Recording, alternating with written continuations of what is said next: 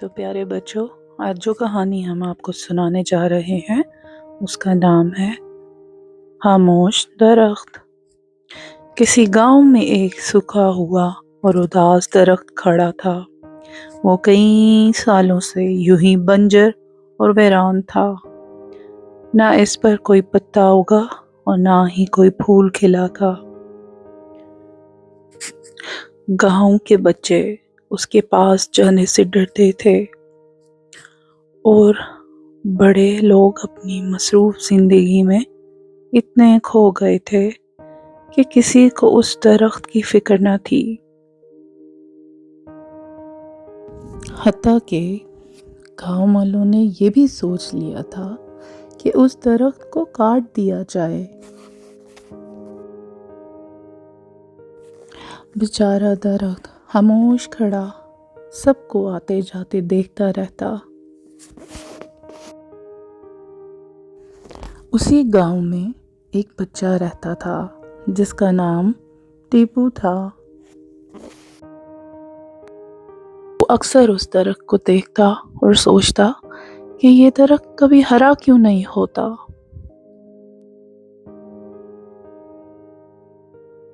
یوں ہی دن گزرتے جا رہے تھے کہ ایک دن ٹیپو کے ابو شہر سے باہر کسی کام کے لیے چلے گئے۔ وہ بہت اداس تھا۔ اداسی میں چلتے چلتے وہ کب خاموش درخت کے پاس آ کر بیٹھ گیا، اسے خود بھی پتہ نہ چلا۔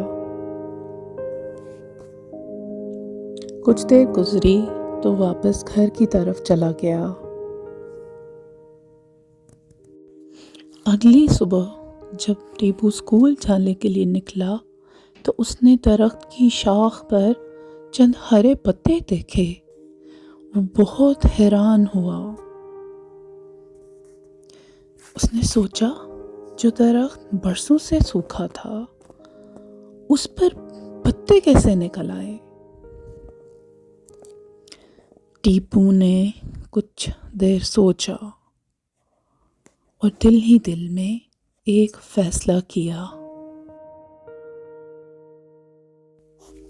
ٹیپو اب روز درخت کے پاس آیا کرتا۔ وہ اس کی چھاؤں میں بیٹھتا اور اس سے باتیں کرتا۔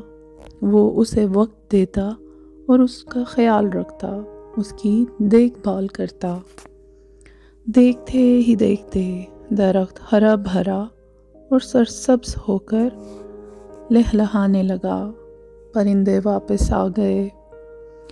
تمام بچے آ کر اس کے پاس کھیلنے لگے۔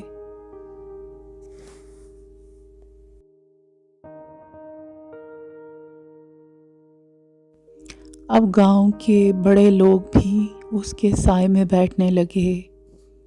اب درخت خاموش اور اداس نہ تھا، وہ خوش تھا، سرسبز تھا، شاداب تھا، زندگی سے بھر گیا تھا۔ اس کی خاموشی ٹوٹ چکی تھی۔ ٹیپو نے درخت کی خاموشی کا راز جان لیا تھا۔ وہ سمجھ گیا تھا کہ درخت بھی جاندار ہوتے ہیں، وہ بھی سانس لیتے ہیں، محسوس کرتے ہیں۔ ٹیپو نے اسے وقت دیا، توجہ دی اور دیکھ بھال کی، اور وہی محبت درخت کو شاداب کر گئی۔ تو پیارے بچوں، اس کہانی سے ہمیں صرف یہی سبق ملتا ہے کہ ہمیں اپنے ماحول کا خیال رکھنا چاہیے۔ ہمارے ارد گرد جو پودے اور درخت ہیں وہ بھی سانس لیتے ہیں اور ہمیں بھی آکسیجن فراہم کرتے ہیں۔ تو پیارے بچوں، آج کی کہانی آپ سب کے لیے ایک سبق ہے۔ آج سے سب ارادہ کریں کہ اپنا وقت صرف ٹی وی دیکھنے اور ادھر ادھر ضائع کرنے کی بجائے اچھے کاموں میں لگائیں گے۔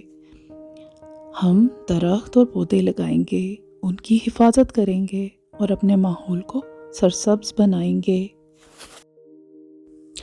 پیارے بچوں، امید ہے آپ کو آج کی کہانی اچھی لگی ہوگی۔